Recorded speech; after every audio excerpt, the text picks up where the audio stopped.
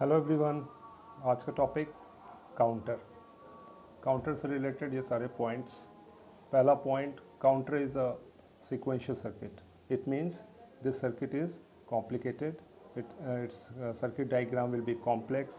Its truth table won't be straightforward. And the second point is produces a sequence of bit in ascending or descending order.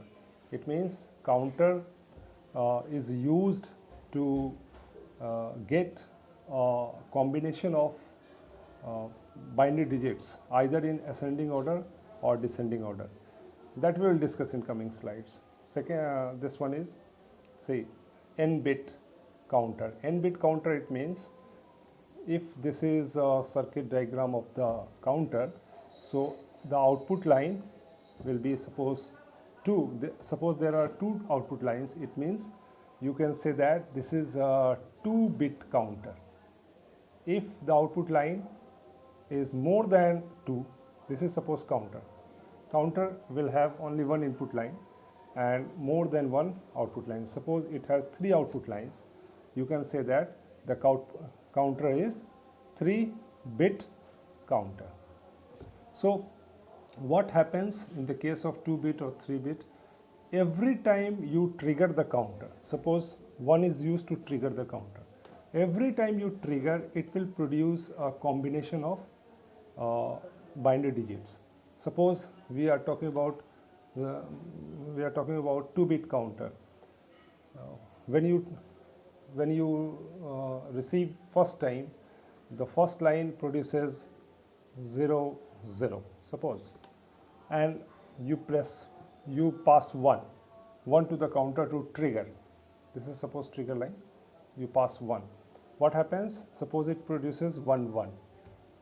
Again you trigger this counter 1, then it produces 1 0. Again you trigger this and it produces 1 1. Look at this. Every time you trigger the counter, what you are getting? You are getting 0 0 0 1 1 0 1 1. It means the counter produces binary digits in ascending or descending order. This counter is producing in ascending order, so we will say that this counter is up counter. That we will discuss in coming slide. It was just introduction. We have to discuss about counters in very detail. Don't get panic. कितना फटाफट sir ने समझा दिया, समझ में नहीं आया, आगे हमें काफ़ी डिटेल में समझना।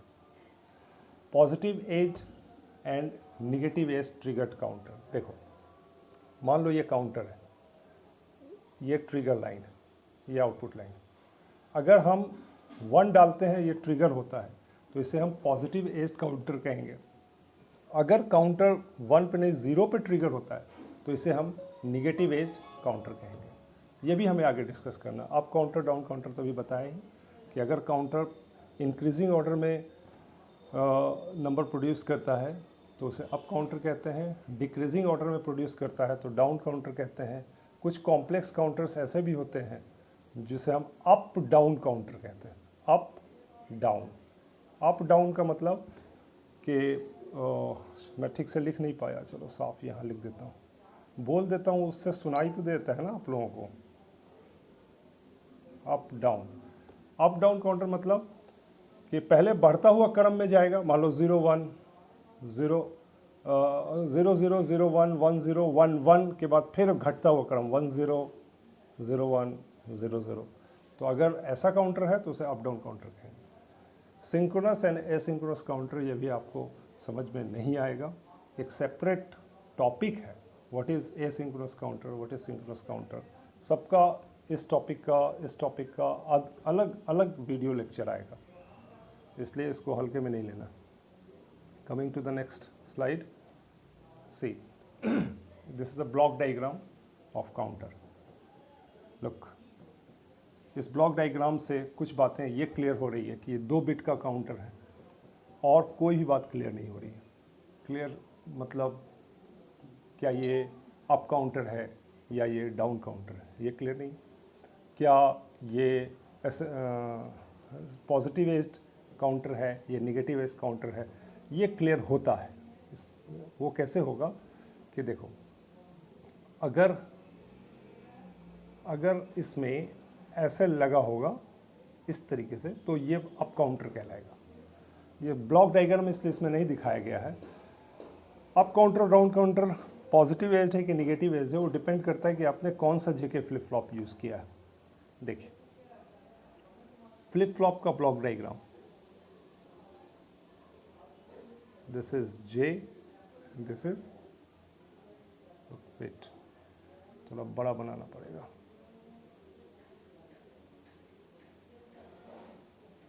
This is J, this is K, this is Q and this is Q bar, right.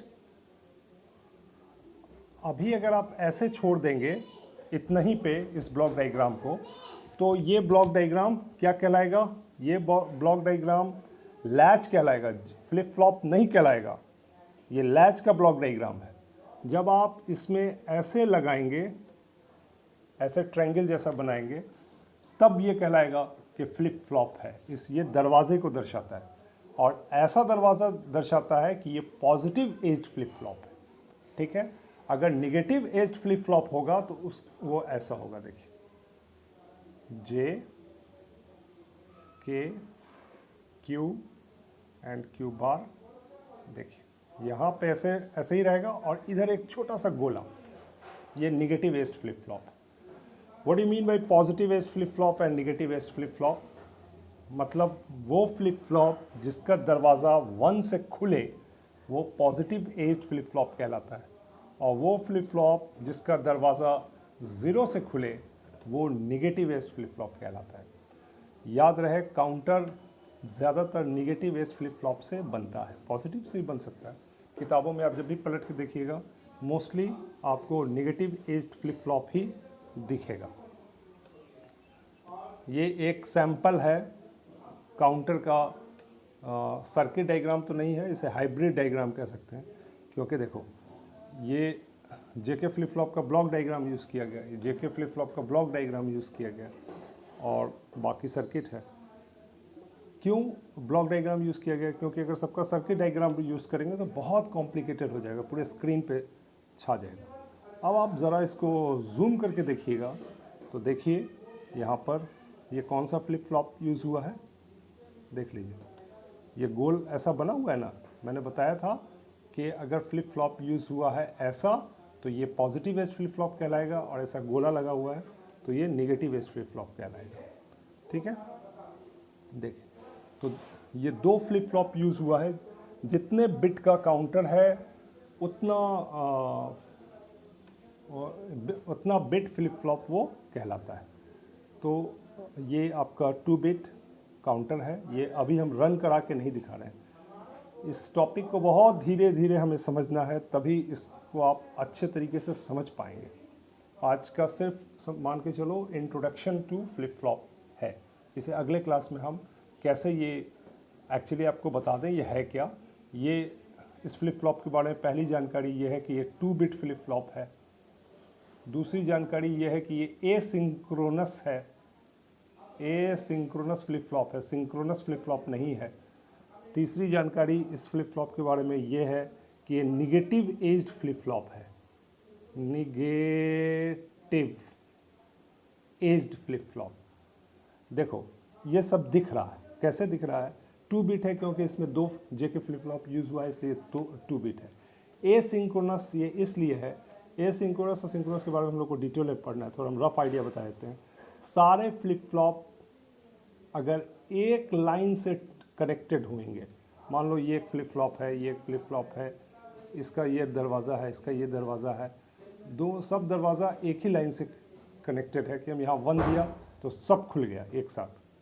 या ये मान लो ये निगेटिव एज यहाँ यूज़ हुआ, अगर हम 0 दिया तो सब खुल गया, तो ये सिंक्रोनस काउंटर कहलाता है। लेकिन क्योंकि आप यहाँ देखिएगा ध्यान से, इसको देखिएगा ध्यान से, तो आप ये पाइएगा कि इसका जो है ये गेट इसके आउटपुट पे डिपेंड करता है, इसीलिए इसको एसिंक्रोनस कहेंगे। आगे हम डिस्कस करेंगे। ये एसिंक्रोनस फ्लिप फ्लॉप है, ये निगेटिव एज्ड फ्लिप फ्लॉप है। क्यों निगेटिव एज्ड फ्लिप फ्लॉप है? क्योंकि आप देखिए इसमें जो गेट है वो फ्लिप फ्लॉप जो यूज़ हुआ है वो दोनों निगेटिव एज्ड है। और ये अप काउंटर है, ये भी आपको पता नहीं चलेगा जब तक हम इसको रन करा के दिखाएंगे नहीं, तब तक पता नहीं चलेगा। अप काउंटर मतलब बढ़ते हुए क्रम में ये डेटा प्रोड्यूस करेगा, जो अगले लेक्चर में हम आपको इसी काउंटर को रन करा करके दिखाएंगे।